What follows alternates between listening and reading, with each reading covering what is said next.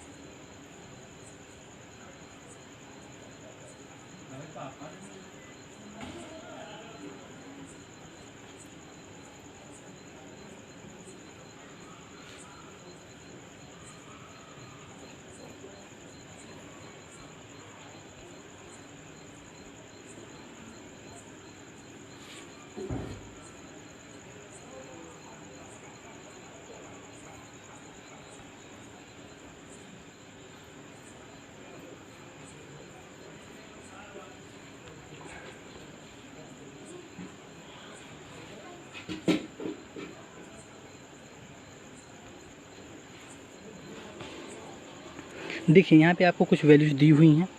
ये वैल्यूज़ आपको याद होनी चाहिए। आपको मिनिमम 20 तक याद होनी चाहिए, जिसकी पीडीएफ आपको नीचे लिंक मिल जाएगा और वहाँ आप हमारे टेलीग्राम चैनल को ज्वाइन कर सकते हैं और वहाँ से आपको ये पीडीएफ मिल जानी है। ठीक है। तो ये वैल्यूज़ आपको कम से कम याद होनी चाहिए 20 तक। अब इनका यूज क्या है देखिए। अभी आइए देखते हैं अपना पहला क्वेश्चन। इसमें आपको 370 का 88% निकालना है और उसे आपको 210 के 24% में ऐड कर देना है। फिर इसमें से आपको ऐसी वैल्यू माइनस करनी है जिससे आपका आंसर क्या आ जाए? 118 आ जाए। अब यहाँ पे हमारी अप्रोच ये होनी चाहिए कि हम 370 के 88% निकालने की बजाय हम क्या करें कि 370 में से उसका 12% निकाल दें, तब भी हमें सेम वैल्यू मिलेगी। तो 370 का 12% होगा क्या? अगर मैं कहूँ 370 का 10% निकालो तो आप कहोगे 1/10 कर दिया, 37 आ गया। मैं कहूँ 1% निकालो तो आप कहोगे 1/100 कर दिया तो 3.7 आ गया। अगर 1% 3.7 है तो मैं कहता हूँ इसका डबल कर दोगे तो 2% हो जाएगा, यानी 3.7 का डबल क्या होता है? 7.4। अब ऐड कर दो तो ये आ जाएगा 44.4। ठीक है, ये आ गया 370 का 12%। अब देखिए 24% निकालना है किसका? 210 का। अगर ये 25% होता तो आप 1/4 कर देते। तो एक काम करो, आप कुछ सेकंड्स के लिए इसे 25% ही मान लो। 210 का अगर 1/4 करोगे, ठीक है, तो 4 पंचे 20, 4 दूनी 8 और 4 पंचे 20। ठीक, लेकिन ये तो 25% है, हमें चाहिए क्या? 24%। तो हम एक काम करते हैं, इसमें से इसका 1% यानी कि 210 का 1% क्या होगा? 2.1 माइनस कर देते हैं तो हमारी वैल्यू क्या आ जानी है 50.4। हमारी वैल्यू क्या आ जानी है 50.4। अब हम सीधे से इस क्वेश्चन को सॉल्व कर लेते हैं। देखिए 370 है, हमने उसमें से इसका क्या माइनस कर दिया 12%। ठीक है, हमें 210 का 24% मिला। क्या मिला 50.4 माइनस x बराबर में क्या आ गया 118। अब देखिए यहाँ पे 0 से 4 गया 6 बचा, फिर 9 में से 4 गया 5 बचा, फिर यहाँ 6 में से 4 गया 2 बचा और ये 3। ठीक, प्लस में 50.4 माइनस में x बराबर में 118। 0.6.4 जीरो हो जाने हैं लेकिन एक हासिल बचेगा। ठीक है, तो 325 और 50 अगर आप ऐड करते हो तो 375 और जो एक हासिल बचा है उसे ऐड कर दोगे तो क्या हो जाएगा 376। यानी 376 माइनस में 118 को आप इस साइड ला दोगे तो ये माइनस में हो जाएगा 118 बराबर में आपकी वैल्यू क्या हो जाएगी x। यानी कि 376 में से 118 को आपको घटाना है तो वैल्यू आपको x की मिल जानी है। तो 16 में से 8 गया, आपको हो गया 8 आ गया, फिर 6 में से 1 गया तो 5 आ गया और फिर उसके बाद 3 में से 1 गया 2 आ गया। यानी कि आंसर आपका क्या आ गया 258। अब ऑप्शन देखो, ऑप्शन नंबर डी, यानी आंसर आपका क्या हो गया 258। ये था बिल्कुल ट्रेडिशनल तो नहीं कर सकते लेकिन उसी टाइप का मेथड। ठीक है, अगर हम इसे दूसरे तरीके से करना चाहें, आइए हम देखते हैं इसका फास्टेस्ट मेथड। अब देखिए इसको हम सबसे फास्ट सम ऑफ डिजिट यानी अंकी योग से कर सकते हैं। अगर आपको अंकी योग समझना है तो आप मेरी डेमो क्लास को देख लो, अगर आपने अभी तक मेरी डेमो क्लास नहीं देखी है तो। देखिए 88 का अंकी योग क्या होगा 8 8 16 और 16 को फिर से ऐड कर दो 6 7 इंटू में 370 का 7 3 10 10 को फिर से आपस में ऐड कर दोगे क्या आ जाएगा 1 प्लस में 4 2 6 और यहाँ पे क्या है 2 1 3 माइनस में x बराबर में देखो 8 1 9। मैंने बताया था 9 का कोई यूज नहीं होता है अंकी योग में। ठीक है, तो 9 कैंसिल हो जाएगा, बचेगा क्या सिर्फ 1। अब यहाँ पे देखो 6 तरीका आप करोगे 18 तो 18 को फिर ऐड करोगे तो 9 हो जाएगा, यानी ये भी क्या हो जाएगा कैंसिल हो जाएगा। मतलब बचेगा क्या सिर्फ 7 माइनस में x बराबर में 1। यानी कि आपको ऐसी वैल्यू देखनी है जिसका अंकी योग क्या हो 6 हो। क्योंकि 7 में से ऐसी कौन सी वैल्यू जाए कि एक बच्चे 6 ही, यानी कि आपको ऐसी वैल्यू देखनी है जिसका अंकी योग क्या हो 6 हो। यहाँ पे देखिए 2 वैल्यू है 5 और 1 6। यहाँ पे 5 2 7 ये नहीं होगा, 5 1 6 8 14 4 1 5 ये भी नहीं होने वाला है। लास्ट वाली वैल्यू देखो 5 2 7 8 7 15 यानी 5 1 6। यानी इसमें 2 ऑप्शन, ऑप्शन ए और ऑप्शन डी, 2 ऐसे ऑप्शन हैं जिनका अंकी योग क्या आ रहा है 6 आ रहा है। तो अब आप इसमें क्या करोगे, आप सम ऑफ डिजिट निकाल चुके हैं तो अब आप काम करो यूनिट ऑफ डिजिट निकाल लो इनका। यानी कि यूनिट ऑफ डिजिट का मतलब क्या हो गया कि जो काम आपने सम ऑफ डिजिट के साथ किया है वही काम इसके यूनिट डिजिट के साथ कर दो। यूनिट डिजिट ये देखो 8 है, 8 और इसका यूनिट डिजिट 0 है, तो 8 को जब 0 में मल्टीप्लाई करोगे तो क्या होगा 0 हो जाना है। कोई भी संख्या 0 से मल्टीप्लाई होगी तो 0 हो जानी है। अब देखो 4 को अगर आप करने जाओगे 0 से मल्टीप्लाई तो ये भी 0 हो जाना है। यूनिट डिजिट का मतलब होता है इकाई अंक, हम सिर्फ इकाई अंक को लेंगे। ठीक है, तो जब इकाई अंक का आप मल्टीप्लाई करने जाओगे, यहाँ इस वाले में भी 0 है, इस वाले में भी 0, जहाँ जहाँ 0 है वहाँ तो फिर 0 ही हो जाना है मल्टीप्लाई करके। बचेगा क्या सिर्फ माइनस x, यानी इसकी कोई वैल्यू नहीं रह जानी है। और यहाँ पे देखो लास्ट डिजिट क्या है यानी यूनिट डिजिट क्या है 8। यानी आपको ये देखना है कि कौन से ऑप्शन में लास्ट डिजिट 8 है। आप देखोगे सिर्फ ऑप्शन डी में तो आप सीधे से टिक मार दोगे। ये होता है फास्टेस्ट मेथड। और ये सारी चीज़ें मैं सिखाऊंगा, नंबर सिस्टम कराऊंगा तो और अच्छे से सिखाऊंगा। ठीक है, चलते हैं हम अपने नेक्स्ट क्वेश्चन पर। आइए देखते हैं इस क्वेश्चन को। इसमें कह रहा है ए की इनकम 33.3% ज़्यादा है बी से, तो आप बताओ बी की इनकम ए से कितने % कम है। ठीक है, अब आपको एक चीज़ पता होनी चाहिए कि 33.1/3% की फ्रैक्शन में वैल्यू क्या होती है 1/3 होती है। अब देखिए जब भी आप परसेंटेज को फ्रैक्शन में चेंज करते हो कि आप इसको हिंदी में अंश बोलते हो यानी कि न्यूमरेटर, और नीचे वाले को हिंदी में हर बोलते हो यानी कि डिनोमिनेटर। देखो जो वैल्यू फ्रैक्शन में होती है उसके जो नीचे वाली वैल्यू होती है यानी हर वाली वैल्यू, इसे हम बोलते हैं इनिशियल वैल्यू यानी प्रारंभिक वैल्यू। जो ऊपर की वैल्यू होती है इसे हम क्या बोलते हैं डिक्रीज या इंक्रीज वैल्यू। ठीक है, अब देखो ए का कंपेयर आप किससे कर रहे हो, बी से। तो मैंने मान लिया कि 3 यूनिट जो है ये बी की वैल्यू है। किसकी वैल्यू है, बी की। अब चूँकि ए जो है कितना ज़्यादा है, 33 1/3%, ठीक है। यानी कि ए जो है बी से कितना ज़्यादा होगा, 1। तो ए की वैल्यू क्या आ जाएगी, 4, ठीक। क्या आ जाएगी, 4। अब आपको बी की वैल्यू पता है 3 और ए की वैल्यू क्या है, 4। तो अब आपसे पूछा है, तब ये बताओ कि बी की इनकम ए से कितना कम है। तो बी की इनकम ए से कम तो एक ही है, लेकिन इस बार बी को पूछा है किसके कंपेयर में, ए के। तो नीचे क्या आएगा, ए। तो ए की वैल्यू क्या है, 4। अब इसको अगर आपको परसेंटेज में चेंज करना है तो 100 से आपको मल्टीप्लाई कर देना है। आंसर क्या आ जाएगा आपका, 25%, आपका पहला ऑप्शन, ठीक। आते हैं हम अपने अगले क्वेश्चन पे।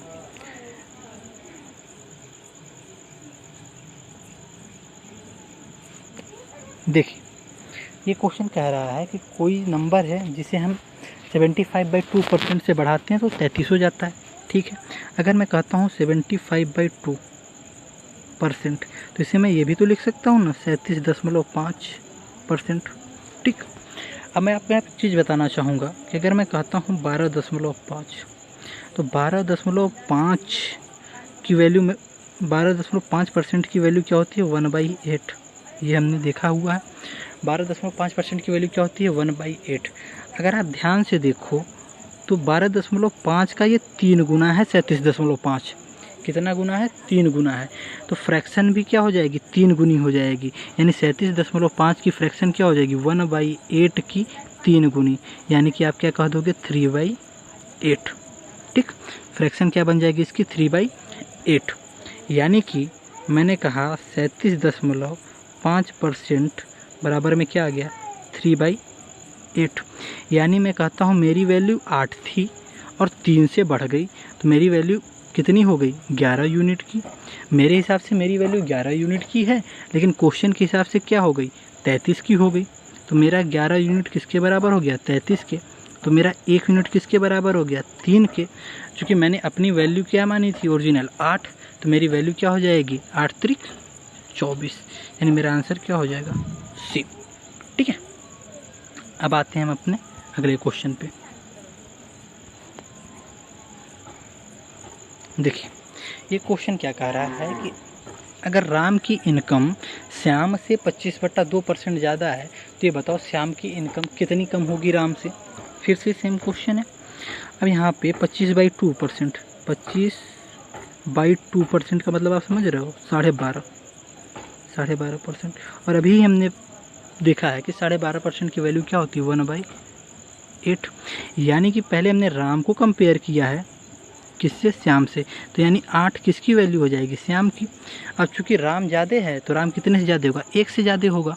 जब 1 से ज़्यादा होगा तो राम की वैल्यू क्या हो जाएगी, 8 + 1 9। श्याम की वैल्यू कितनी है, 8 है। तो कम तो 1 ही है, लेकिन इस बार आप किससे कंपेयर कर रहे हो, Shyam is less than Ram. यानी इस बार श्याम को आपको किससे कंपेयर करना है, राम से। तो नीचे किसकी वैल्यू आएगी, राम की, यानी 1/9, ठीक, 1/9। और 1/9 × 100 करोगे तो क्या हो जाएगा, 100/9, ठीक है। देखिए, बहुत फ़ायदे होने हैं अगर आपको परसेंटेज की वैल्यू पता है फ्रैक्शन में, ठीक है, तो बहुत ज़्यादा फ़ायदे होने हैं। यहाँ पे देखिए, ये क्वेश्चन कह रहा है कि कोई बंदा है जो 1000 रुपये, ठीक है, 1000 रुपये का कोई सामान परचेज करता है, तो अगर उसमें जो टैक्स लगता है ना वो 5% से घट के 4% हो गया है, तो बताओ वो कितने रुपए बचा लेगा, ठीक है। तो कितने रुपए वो बचा लेगा। तो चूँकि मुझे एक चीज़ पता है यहाँ पे कि वैल्यू थी 5% टैक्स लगता था, अब कितना लग रहा है, 4%। यानी टैक्स कितने से घटा है, 1% से। और उसने ख़रीदा कितने का है, 1000 का। मैंने कहा 1000 रुपये का 1% निकालो डायरेक्टली, तो 1% क्या होता है, 1/100 सीधे से। यानी आंसर क्या आ जाएगा, 10, ठीक है। हम आते हैं फिर से अपने अगले क्वेश्चन पे। देखिए, ये क्वेश्चन क्या कर रहा है कि 40 का 15% जो है वो किसी नंबर के 25% से 2 ज़्यादा है, तो बताओ वो नंबर कौन सा है, ठीक है। तो 40 का आगे आप 15% निकालो। देखिए, 40 का 15% अगर आपको निकालना है तो आप कहोगे 40 का 10% 1/10 करोगे, 40 का कहोगे 4 है। अगर जिस चीज़ का 10% 4 है तो उसका 5% 2 हो जाएगा ना, तो 4 + 2 यानी कि 6, यानी आप कह दोगे 40 का 15% 6। अब 6 में से एक ऐसी वैल्यू घटानी है आपको, किसी वैल्यू का 25%, कि आपका आंसर क्या आ जाएगा 2। तो आप कहोगे कि ये वैल्यू क्या होगी 4, आप कहोगे 4। तो अब आप सिर्फ ऑप्शन चेक करो कि इन चारों ऑप्शन में से किसका 25% 4 है। 25% का मतलब होता है 1/4। 14 का 1/4 4 होगा नहीं। दूसरा देखो बी, 16 का 1/4 करोगे, यानी कि 16 का 1/4 करोगे तो क्या आ जाएगा 4 ही आ जाएगा, यानी आंसर क्या हो जाएगा होगा आपका बी हो जाएगा। ठीक है, चलिए आते हैं हम अपने अगले क्वेश्चन पे। देखिए यहाँ पे है, बहुत प्यारा सा क्वेश्चन है कि 2 स्टूडेंट हैं, एक स्टूडेंट दूसरे से 9 नंबर ज़्यादा पाता है। ठीक है, एक स्टूडेंट दूसरे से 9 नंबर ज़्यादा पाता है और उन दोनों के नंबर्स के योग के बराबर उसका 56% होता है। जो बंदा 9 नंबर ज़्यादा पा रहा है उसका नंबर उन दोनों के योग के नंबर का कितना है 56% है। तो ये बताना है कि उन दोनों ने कितने कितने मार्क्स पाए हुए हैं। तो हमें यहाँ एक चीज़ पता है कि भाई जो एक बंदा है वो तो भाई 56% पा जा रहा है। अगर एक बंदा 56% मार्क्स पा जा रहा है तो 100 में से अगर एक ने 56 पा लिया है तो दूसरा कितना पाएगा, कहोगे 44%। ठीक है, क्योंकि कोई भी चीज़ कभी जो कंप्लीट होती है वो 100% पे होती है। तो अगर किसी ने 56 पाया हुआ तो दूसरा 44 पा जाएगा। अगर इन दोनों का रेशियो निकालो तो दोनों तरफ 4 से कैंसिल करो, ये आ जाएगा 14, ये आ जाएगा 11। हमारे हिसाब से एक बंदे ने 14 नंबर पाए, एक ने 11 नंबर पाए, और इन दोनों के बीच का डिफरेंस कितने का है 3 नंबर का। लेकिन क्वेश्चन के हिसाब से कितने का डिफरेंस है 9 नंबर का, क्योंकि 9 नंबर ज़्यादा पा रहा है। यानी मैं कह सकता हूँ मेरा 3 यूनिट किसके बराबर है 9 के। तो मेरा 1 यूनिट किसके बराबर आ गया 3 के। अगर मेरा 1 यूनिट 3 के तो 14 यूनिट 42 के, 11 यूनिट 33 के। तो मेरा ऑप्शन देखो आप, ऑप्शन डी सीधे आंसर। क्वेश्चन देखने में लग रहा है कि हाँ क्वेश्चन है, लेकिन अगर आपको थोड़ा मेथड पता है तो ये सब क्वेश्चन आप बिना पेन और कॉपी के सॉल्व कर सकते हो। ठीक है, चलिए आते हैं अपने नेक्स्ट क्वेश्चन पे। देखिए ये क्वेश्चन क्या कह रहा है, in a test P score 10% more than, यानी पी ने क्यू से 10% ज़्यादा मार्क्स पाए हुए हैं और क्यू ने आर से 5% ज़्यादा मार्क्स पाए हुए हैं। और आर कितना पाता है 600, कितने में से 800 में से। आर को 600 नंबर मिलते हैं 800 में से। तो सबसे पहले आप देखो कि 600 नंबर जो है ना वो 800 का कितना परसेंट है। तो 600 800 का कितना परसेंट है। तो एक चीज़ समझो, ये जीरो कैंसिल हो गया। अगर मैं इस फ्रैक्शन को अगर चेंज करना चाहूँ तो 2 से काटूंगा तो होगा 3 और इसको 4। अब यहाँ पे एक चीज़ समझना, 3/4 इसकी वैल्यू, इसको आप बोल सकते हो 75%। कैसे, 3 को भूल जाओ अगर आप कुछ सेकंड के लिए, तो आपको पता होगा 1/4 की वैल्यू क्या होती है 25%। क्या होती है 25%। अगर 1/4 25% है तो इधर अगर आप 3 से मल्टीप्लाई कर दोगे तो ये 3/4 हो जाएगा। तो इधर भी आपको 3 से मल्टीप्लाई करना हो गया, यानी कि 75%। यानी कि मैं कह सकता हूँ आर ने कितने मार्क्स पाए हुए हैं, आर ने पाए 75% मार्क्स, उससे 5% ज़्यादा। अगर आर 75% मार्क्स पाता है तो उससे कितना ज़्यादा है बी 5% ज़्यादा, यानी 80%। अब उससे पी कितना ज़्यादा है 10%, तो पी कितना हो जाएगा 90%। अब आपको 800 का 90% निकालना है। तो आपको कुछ भी नहीं करना, आप 800 का 1% क्या होता है 8, 800 का 1% अगर 8 है तो 90% यानी 8 9 72, 1 0 लगा दो यानी 720, सीधे आंसर। विद इन सेकेंड्स के क्वेश्चन हैं ये। देखिए इस क्वेश्चन में क्या कह रहा है कि एक बंदा है, कुछ पैसे लेके जाता है मार्केट। इस पैसे से वो या तो 50 सेब खरीद सकता है या 40 बनाना खरीद सकता है। लेकिन वो जाते वक्त जिस टैक्सी में जाता है उसमें वो अपने अमाउंट का 10% दे देता है, और अब वो 20 केले खरीद भी लेता है। तो बताओ कि बचे हुए पैसे में से वो कितने सेब खरीद सकता है। ठीक है, अब मुझे यहाँ अमाउंट नहीं पता कि कितना अमाउंट लेके वो बंदा गया था। तो मैं काम करता हूँ, उसके अमाउंट को मान लेता हूँ कि वो बंदा 100 अमाउंट लेके गया था, 100 रुपये लेके गया था। ठीक है, अगर वो 100 रुपये लेके गया था तो देखिए पहली लाइन पे वो क्या बोल रहा है, या तो वो 50 सेब खरीद सकता है या 40 बनाना खरीद सकता है। तो मैंने माना कि अगर उसने सिर्फ 50 सेब खरीदे तो हर सेब की कीमत क्या हो जाएगी 2 रुपये। समझ रहे हो भाई, 100 रुपये है तुम्हारे पास और तुमने 50 सेब खरीदे तो हर सेब की कीमत क्या हो जाएगी 2 रुपये की, यानी हर एप्पल की कीमत क्या हो जाएगी 2 रुपये की।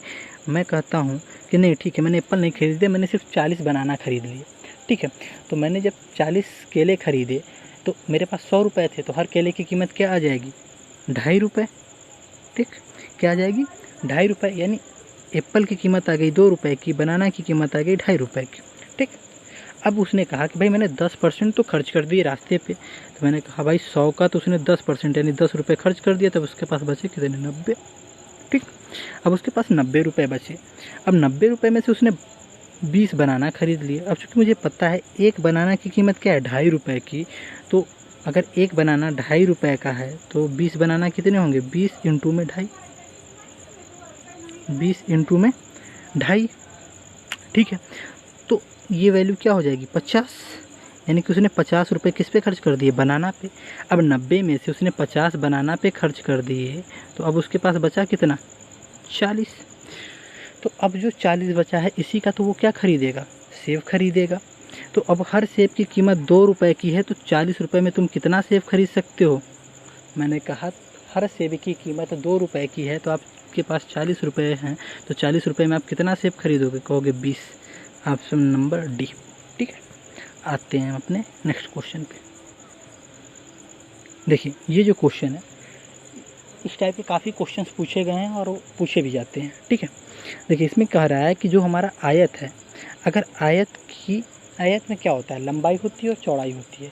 उसने कहा कि हम अगर ईच साइड्स को, यानी कि लंबाई और चौड़ाई को दोनों को 20-20% से बढ़ा दें, तो बताओ उसके एरिया पर, यानी उसके क्षेत्रफल पर क्या प्रभाव पड़ेगा, ठीक है। अब एक चीज़ यहाँ तो पता ही है कि भाई आयत में लंबाई होती है और चौड़ाई होती है, तो लंबाई को भी उसने 20% से बढ़ाने के लिए कहा है, चौड़ाई को भी 20% से बढ़ाने के लिए कहा है। तो आप एक चीज़ देखो, 20% की वैल्यू क्या है, होती है फ्रैक्शन में 1/5, ठीक, 1/5। यानी कि मैंने कहा जो लेंथ थी वो पहले क्या थी, 5 थी, अब 1 से बढ़ गई तो कितनी हो जाएगी, 6। क्योंकि चौड़ाई भी कितने से बढ़ रही है, 20% से बढ़ रही है। यानी कि मैं कह सकता हूँ उसकी ब्रेथ 5 थी और फिर कितनी हो गई, 6 हो गई। यानी टोटल इफेक्ट देखो इस पर, 5 × 5 = 25। भाई एरिया क्या होता है, लंबाई इंटू में चौड़ाई, 6 का 36 यानी 36। यानी आप कह सकते हो कि पहले उसका एरिया था 25, अब कितना हो गया, 36 का। तो मैंने कहा पहले उसका एरिया था 25 का, अब उसका एरिया हो गया 36 का, तो वो बढ़ा कितने से, आप कहोगे 11 से। पहले कितना था, 25, ठीक। तो आप इसको परसेंटेज में चेंज करने के लिए क्या कर दोगे, 100 से मल्टीप्लाई, 25 किस कैंसिल करेगा, 4, 11 चौका 44। यानी कि आप कह दोगे कि उसके एरिया पर कितने का इफेक्ट पड़ेगा, 44% का। ऑप्शन नंबर डी, ठीक है।